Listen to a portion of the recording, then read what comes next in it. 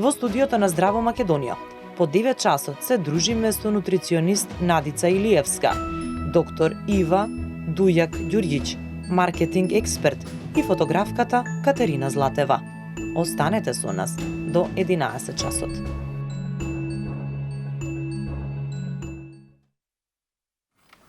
Добро утро во овој дел од денот. Верувам дека сте заедно со нас уште од 6:45, така ќе биде и во овој дел кога 5 дами на една трпеза ќе направиме и како интересен и различен разговор. Заедно со мене домакинки сме јас и Цеца. Добро утро, Цеци, пред камерите. Да, добро утро, Александра, официјално пред гледачите и пред камерите. Поздрав до вас, почитувани. Точно и денеска имаме женско друштво во студиото, како што беше и вчера. Јас едва успев да се поздравам со гостинките, бидејќи сите беа во елемент, си разговараа на многу теми, но верувам дека ќе биде така и пред вас и дека ќе ви го задржиме вниманието. Освен што ќе разговараме, ќе готвиме нешто во студиото, но ајде да не откривам се, бидете со нас. Да не откриваме се на почеток. Кога е готвење, значи дека имаме вклучено нутриционист. Веднаш до мене дамата која речиси има започнато во Канал 5, официјално пред камерите, но за тоа ќе ја раскажеме приказната подоцна. Добро утро за Надица Илиевска. Добро утро на сите гледачи. Добре ни дојдовте. Добро ве најдов. На средина од ова друштво Ива Дујак Ѓурѓич. И двете презимиња комплицирани. Благодарам. Добре ни дојде за прв пат во Канал 5. Добро утро, добро ве најдов. Јас сум единствена тука без телевизиско искуство, како што сватив, ама мислам дека сум во супер друштво, во многу пријатна атмосфера, така да верувам ќе имаме супер разговор. Така, но имаме многу што да раскажеме и на крај дамата Катерина Златева. Добро утро и добре ни дојдовте за прв пат во Здраво Македонија. Добро утро и на вас. Би сакала да започнам првично со вас, бидејќи имате интересна професија, тоа е фотографија, која не е можеби случајна во вашиот живот, но она што е формално, правно е македонскиот јазик. Дипломиран македонист кој денеска се бави со фотографија. Каде заталкавте и како заталкавте? Зошто не е македонскиот јазик ваша професија? Видете, некогаш животот ни го дава правецот, не она нели ти што го сакаш, туку самиот живот ти ги дава патиштата, па ти си тој кој што ќе одлучи да го изодиш еден пат.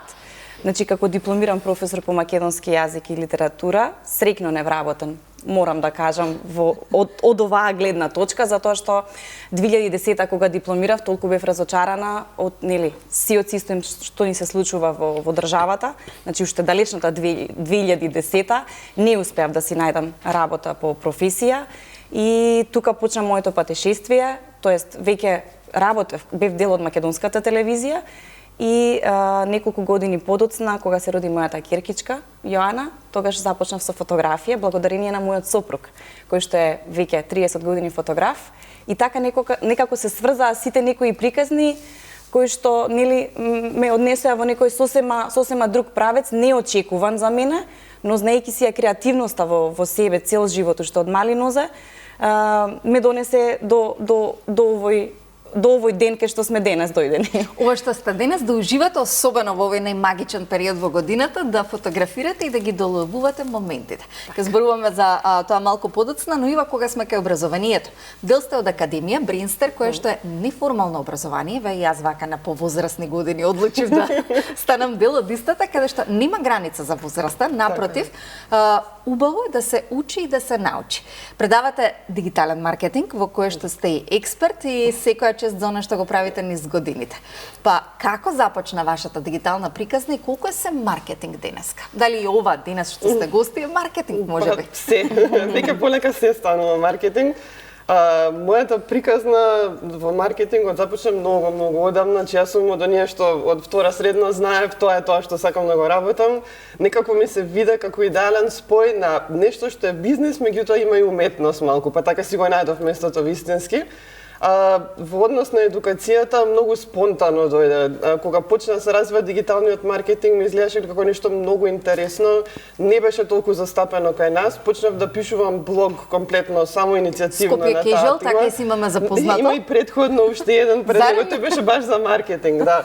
И некако под тој маркетинг блог почна полека да ме препознаваат, почнавме со Brainster соработка, други така независни академии, предавања помалку и еве дојдовме тоа што сме денес, значи веќе 7 години сум дел од Brainster и баш се запознаваа со интересни студенти како тебе, помлади, повозрасни, меѓутоа сите со голема желба да учат дигитален маркетинг и стварно ми е големо задоволство што можам да пренесам малку од ова мое знаење кон нив. Така.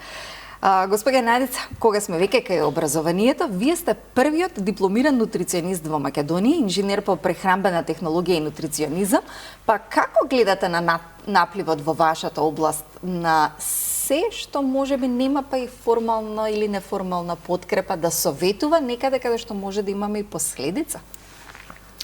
Па јас сум обратната приказна, значи од неформално образование дополнето со формално образование. А она што денеска е проблем, мислам не само во мојата професија, но ајде да речеме храната е под светлата на рефлекторите веќе подолго време, е проблемот што станува из храната тренд и најчесто информациите ги добиваме од она што денес е маркетинг, и трендовите навлегуваат како мејнстрим препораки из храната и правилата за исхрана, постојано повторувам, не се смениле речиси еден век од оние први препораки од каде што потекнува нутрицијата од Англија, со тоа што науката само надополнува зошто се такви основите на исхраната. Она што мене најмногу ми смета е што едукацијата, правилната едукација, како да не може да го прифати маркетингот, тука можеме интерно да дискутираме, па да стане таа информација поблиска и на тоа имаме популарни трендови кои што прво не се за секого. Инфлуенсери во исхрана. Да, и каде што несериозно неформално образование.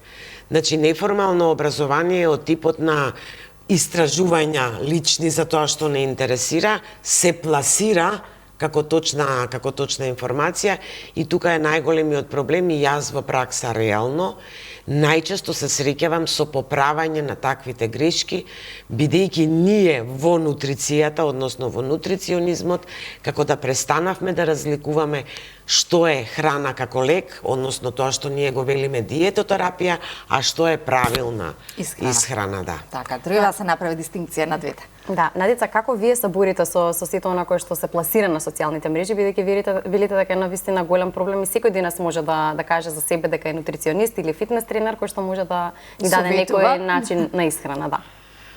Па ќе бидам искрена, мислам дека местото го заслужува тоа, не се борам.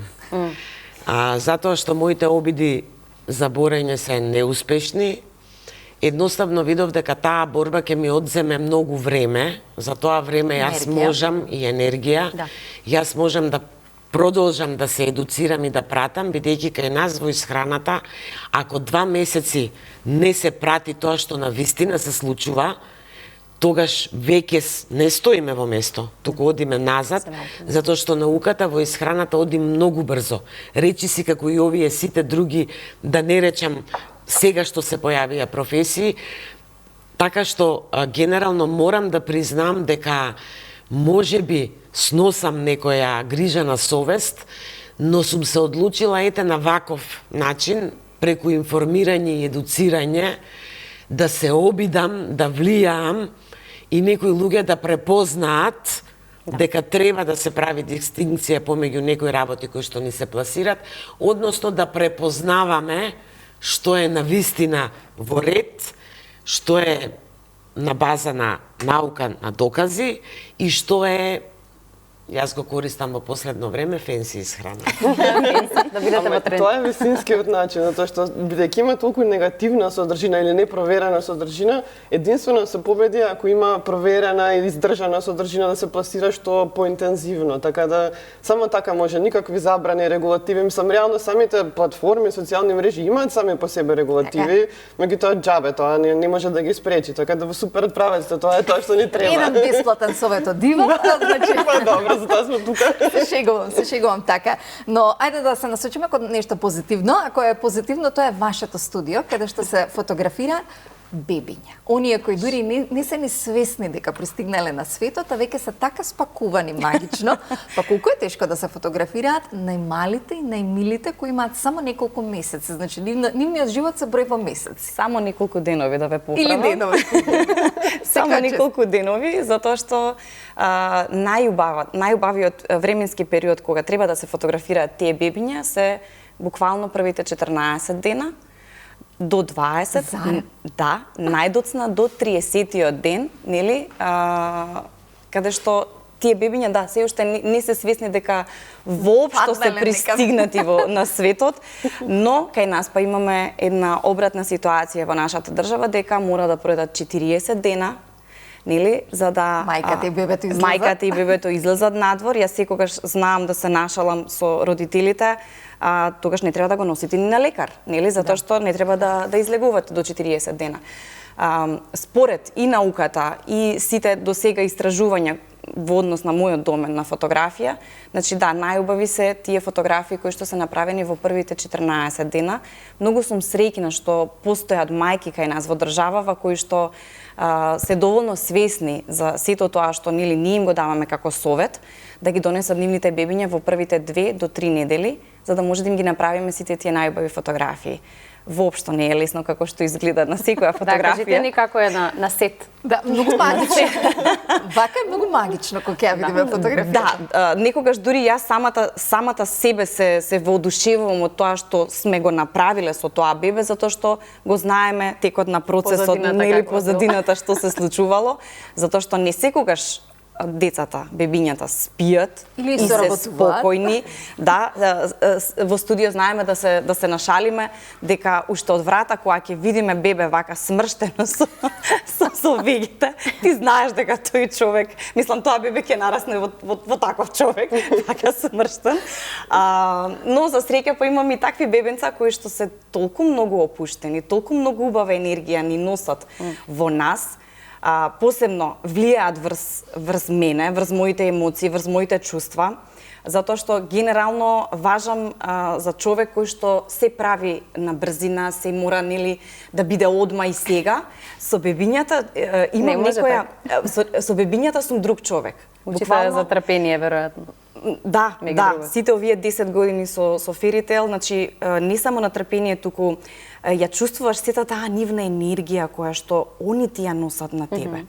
Секогаш знам да кажам на родителите, посебно на мајките, ако ти си ми смирена, и бебето ќе ми биде смирено. За се е така. Да, тоа мора прво мајката да ми биде смирена, затоа што бебињата го чувствуваат сето тоа, сето таа наша енергија.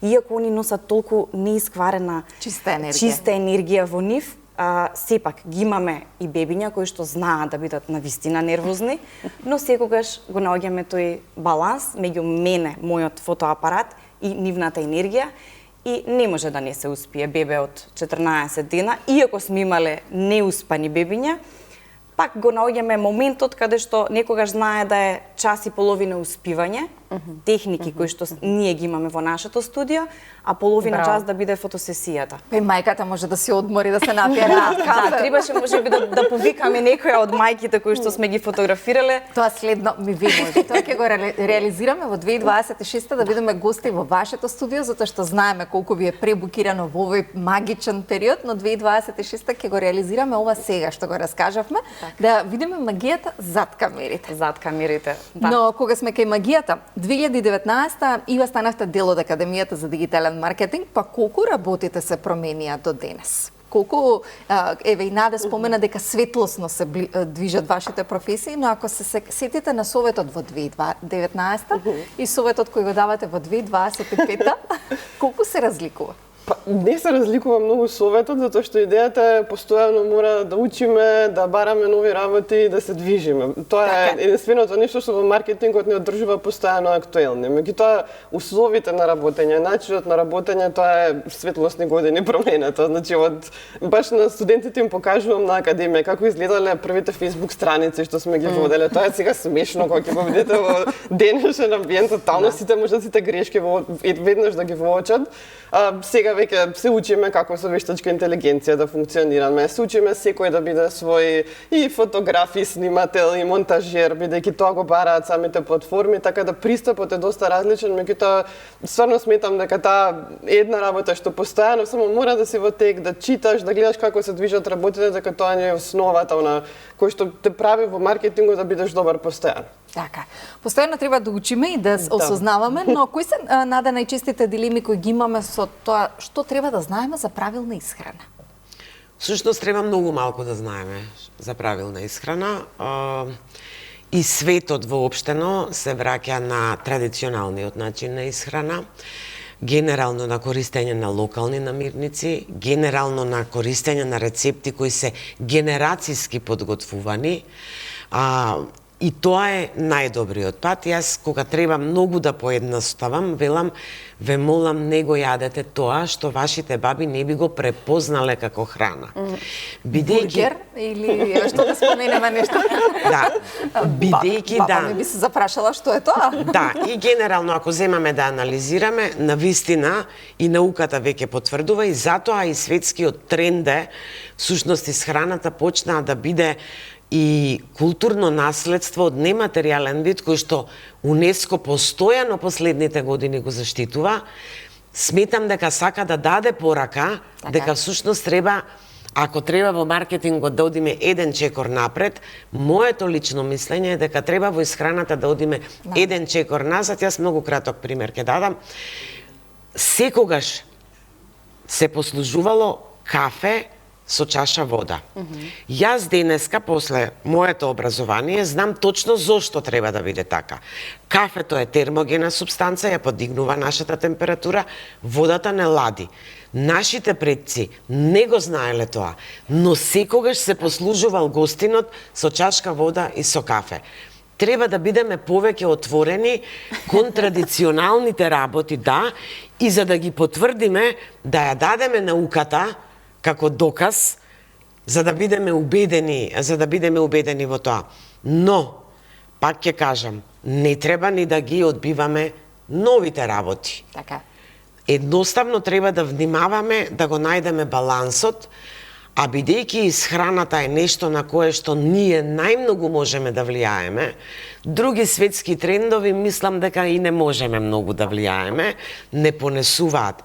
Но ние лично на нашето обкружување можеме најмногу да влијаеме во задржување на прехранбените навики и добри прехранбени, едноставни прехранбени навики се единствениот излез да се движиме тука некаде околу правилната исхрана. Да, имам само едно подпрашање. Споменавте преска фенси, па сега ми доаѓа фенси намирници, ни се авокадо, чија, не знам, овес, нешто што постојано го користиме, така. Кои се наши традиционални, да речам, намирници кои што може да ги заменат сите овие фенси намирници? Ние имаме неверојатна кујна и богатство на намирници и навистина треба да сме горди со тоа. Лененото семе кај нас се користело многу, за мене меленото ленено семе останува нешто што е масти, што треба да стане фенси. Јас имам еден нема да кажам дека е научен, меѓутоа мој личен став дека ние живееме и сме живееле на поднебје каде што не сме биле принудени основните макронутриенти да ги земаме од семиња. Но Светската здравствена организација isfrли пред 10 години неколку типови на семиња, како што е чијата, кои што се добри, квалитетни, нутритивно богати. Но ние не мора да се ослонуваме на нив, затоа што ние наместо чија имаме овес, имаме други квалитетни работи кои што се за нас традиционални. Авокадото е можеби единствената намирница која што јас ја прифаќам од фенси, чија дефинитивно ми е фенси, да. Јас ја прифаќам апсолутно, само ме интересираше која е за мене. Чија дефинитивно, меѓутоа генерално имаме наплив и на вкусови кои што нам не ни се познати. Науката ги прифати, но сето она што мене ми е фенси се тие некои комбинации чудни кои што апсолутно не се за нас. Да, тој умами вкус, јас почнувам да го комбинирам и да го давам, бидејќи ми е баран. Да, се прилагодува. Меѓутоа, ние, кај нас, умами вкусот е фенси варијанта. Значи, Југоисточна Азија, таму начинот на исхрана, поднебјето, температурите, влагата, тој меѓутоа ние не мора... Имаме ниту толку влага, имаме и како магла. Да, апсолутно не мора да го форсираме тој вкус во едно, на кисело, благо, солено. Едноставно, тоа за мене е веќе тренд. Фенси сметам повеќе дека треба да представиме нешто кое што е тренд, например, сега е, например, голем тренд. Еден вид на леп беше тренд пред 2 години. Интермитент фастинг беше тренд 5 година. Дена сега гледам дека е голем тренд 72 часа да не се јаде да не се јаде ништо. Да, при тоа се заборава да се каже дека треба да бидеме хидрирани, па тоа буквално се сваќа, но не е се за секого и за мене повеќе тоа е фенси, но најмногу од се мислам дека фенси е да пратиш некоја личност, не познавајќи ја нивната здравствена состојба, ниту околностите во кои што живее, посебно во исхраната е тоа така, па имавме пратење на исхрана на познати глумци, кои што потоа апсолутно не донесоа бенефит на тој што ги... тука е треба да се направи граница. Јазолот помеѓу она што треба да го пратиме и она што реално нас не се случува, но што е тренд во маркетингот, Ива. Вештачка интелигенција во секој поглед и тоа е тоа, меѓутоа на малце подлабоко ниво е баш довербата, тоа што го спомнувате. Сите зборуваат како вниманието се намалува, колку сите немаме attention span, меѓутоа реалноста е дека довербата многу се намалува, баш заради вакви ситуации каде што имаме секој си доаѓа, еве јас ќе ве препорачам исхрана, ќе ве препорачам вежбање, има дури психолози што даваат совети кои што се комплетно непроверени, неедуцирани и тоа прави многу негативна перцепција кај публиката. Луѓе ќе им поверуваат, ќе се излажат и после тоа многу поголема штета може да се направи. Така да работење на тоа да се стекне доверба, да се споделуваат информации од проверени извори, тоа е нешто што можеби не е баш тренд актуелен, меѓутоа кон кој што треба да се стремат компаниите понатаму низ годините. Вештачка интелигенција, тоа е она најтрендинг сега, најактуелна тема. Се зборува во секоја област. Буквално во секоја област, така и во маркетингот, дефинитивно е нешто што треба да се следи, меѓутоа да се размислува како алатка, како помош, не е дека ние ништо више нема да работиме или ќе се направиме оброк како треба да изгледа и тоа е тоа. Повторно ни требаат луѓе, повторно ни требаат совети, само тоа да биде малку побрзо, ни помага некако полесно да го тој првичен дел на истражување, на склопување на работи, меѓутоа никако без човечки допир повторно. Така. Колку вештачката интелигенција ќе ја промени фотографијата или веќе ја менува? Видете, јас секогаш кажувам, мора човек да застане позади фотоапаратот. Значи, не може вештачка интелигенција да го замени човекот да фотографира. Значи, може да ни направи секакви сетапи, олеснително е, затоа што доста често знаеме да искористиме и дигитални позадини, кои што, нели, само ќе го вметнеме бебето, ама како бебето ќе го сликаме. Дури мора да биде тоа бебе. Да, дури мислам, живо суштество. Мораш да го наместиш, мораш да го ускладиш со сите нели негови моменти, каде што нели мора бебето да е во тотална позиција на релаксација. Не може вештачката интелигенција да ги замени барем фотографите. Нели, затоа што доста често знаат да ми се јават клиенти и да прашаат што користите за да ги наместите бебињата. Да, се уште не беше вештачката интелигенција до толку влезена нели во нашето секојдневие и јас викам како што користиме. Мислите, викам, на обработка на фотографии или не, што користите за да така бебето да нема шанси така да го наместите бебето. Ја викам, господине, повелете во нашето студио, позади сцена, да видите дека тоа вистински се работи. И дека тоа се вистински живи бебиња, не се кукли. Значи, некои луѓе воопшто не можат да си поверуваат дека тоа мало суштество ти можеш да го наместиш ти како сакаш. И таа емоција да излезе. Дефинитивно, да. Кога ги погледнеме фотографиите токму од ваквите зборување што ги споделуваме малку подоцна, но време ни е на празници, време и на пост, Свети Никола е пред нас, така да што овој декември предизвикува за нашето здравје? Пост, па обилна трпеза, па мевце, што секи има сарми. Руска кефичка. Започнавме нели со традиционалната исхрана, значи јас генерално постењето го сметам за едно од најздравите трендови, ако може така да се каже, поготово ако веќе се спратат оние постови кои што би требало да завршат на Божик.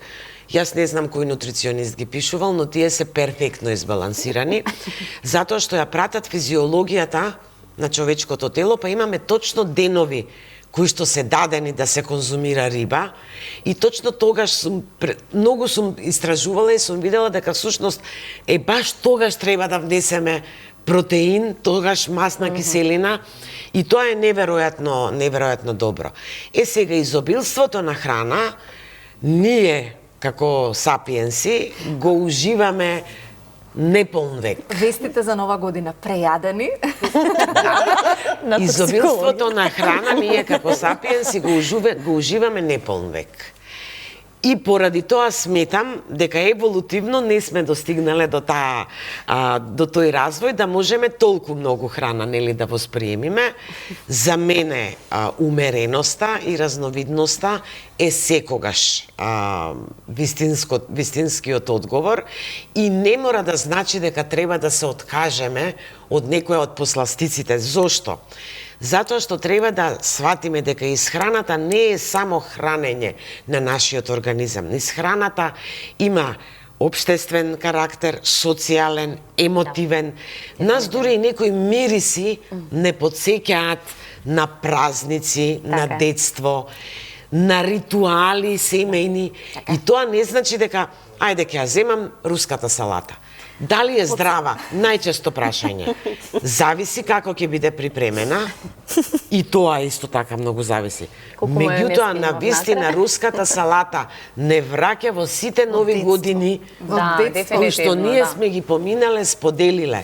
Но тоа не значи дека треба да се изеде кило руска салата на 1 јануари. Господја Надица, ајде кога веќе разговараме, кога ја разбудивме моментот за храна, повелете во нашата кујна да не зборуваме само за храна, туку и да подготвиме нешто што можеби ќе ве поттикне и вие да заминете во вашата кујна и да се подготвите нешто убаво и интересно. Повелете, кујната не ни е така далеко, тука ни е веднаш блиску. Благодарам, јас во оваа кујна и доста пријатно се чувствувам. Ме радува, нема да правиме руска салата. Иако можеби требаше да направиме руска салата кога веќе толку ја зборуваме, што ќе правиме ова утро? Па, првачната идеја беше да се направи нешто на база на урда, но разговаравме дека е време на пости. Околу себе гледам конзумирање на хумус. Хумусот е многу здрава намирница, но гледам дека се конзумира многу просто, што значи дека хумус и некое парче леб и толку. Меѓутоа, можеме со многу едноставни намирници да го подигнеме нутритивно хумусот на повисоко ниво. Овде земав еден обичен хумус. Хумусот е многу податен за комбинации, затоа што не надвладеува со вкусот. Меѓутоа, еве за постачите. Мојата керкичка Сара го обожава, или на галета, или на лепче, така да уживаме во хумусот цвекло, во обичен, класичен. И јас размислував за хумусот цвекло, меѓутоа знам дека веќе е, ајде да кажем, идеја која што се практикува. Сакав и со авокадо да го збогатам, меѓутоа авокадата беа тврди кои што може вчера да ги достапам. Но на хумусот доколку му додадеме одредени намирници и нутритивно, но и со вкус ги подигнуваме на едно повисоко ниво. Она што ни е потребно додека постиме. Да не го изгубиме сензорниот ефект, да го немаме чувството дека се откажуваме од нешто, а постењето сепак за жал се сведува на многу еднолична исхрана. Така, и често пати луѓето велат нема да постам, не знам што да јадам. Ајде ова да го измешаме, имаме само 5 минути до реклами. Значи, еве, например, во едното, за да дадеме свежа намирница, имаме сецкано свежа пиперка и свеж морков. Да, прикажете кон оваа камера да се види дека е свежа и свеж морков. Дека не монтираме, сечеме или лепиме, туку имаме нешто што нависи. Свеж морков. И сега доколку се додаде хумусот во ова, добиваме еден многу свеж намаз, салата, крем салата, оброк за мене може да биде сето ова и на тој начин веќе имаме сосема друго. Што недостасува на хумусот? На хумусот недостасуваат билни влакна. Сега со додавањето на свежината додаваме значи плюс витамини кои што генерално во припремата на хумусот. Втората варијанта е сакаме да биде протеински. Ако сакаме да биде протеински, тогаш имаме печурки кои што исто така во постот, ова е конкретно буковка. Буковката и хумусот нема да ни дадат некоја голема разлика во вкусот, но затоа ги имаме киселите краставички. Па тогаш во еден обичен сецкани кисели краставички и тука додаваме пак хумус и веќе добиваме протеински оброк. Одлично. Кисели краставички, кисели буковка краставички и хумус. Последното, значи 6 минути и дома требаат за да се направи ова. Последната варијанта е да се искористи она кој што можеби не ние, но нашите роднини го имаат, тоа се замрзнатите пиперки печени, сите кои што имаат. Печи, гмечи, Така, сето тоа може да се искористи, исто така да се направи еден со печени пиперки и веќе од неколку намирници ние добиваме комбинација на Па за постна слава имаме извонредна комбинација, значи погледнете, шарено, интересно, супер. Ете. Сега има веќе хумуси кои што имаат семки. Меѓутоа тие истите исто така можеме да ги збогатиме со маслинки. Може. И тука веќе направивме 4 варијанти. Самиот хумус има семки, така да самиот хумус веќе е збогатен. Да, последната минута ќе ја искористам за зачините. Така, може. Дури и на обичен хумус можете да направите мешавина од зачини. Така. Хумусот бара нане, затоа што нането е дигестив. Многу имаат проблеми со наутот. Тоа не значи дека не им е во ред дигестивниот систем, меѓутоа знае да даде подуеност, што значи дека и во обичниот хумус може да додадеме одредени зачини. Мешани зачини. Да. И бидејќи веќе го спомнавме умами вкусот, се обидувам да направам македонска. Ова за нашата колешка Цеца, бидејќи имаше идеја. Македонска умами варијанта во која што... Која е македонската умами варијанта? Значи овде има многу малку мед, има многу малку семф, има црн пипер и има сок од калинка или оцет од калинка. Интересно.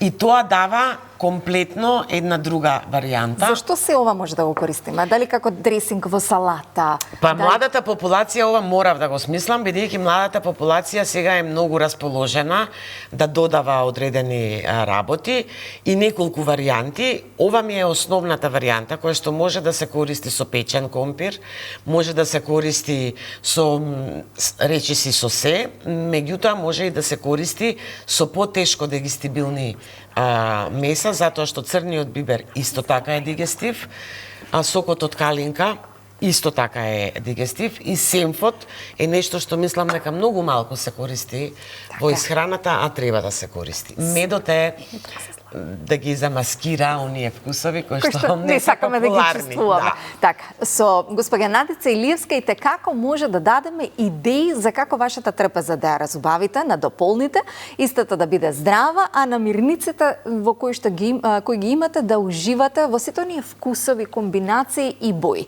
Да се навратиме на македонската традиција, да ја збогатиме, разубавиме, но сепак да не ја заборавиме. За Свети Никола или за било која постна слава дадовме одлична идеја. А дали тоа ќе се допадне на гостинките кои ги имаме на трпеза, ќе видиме по реклами.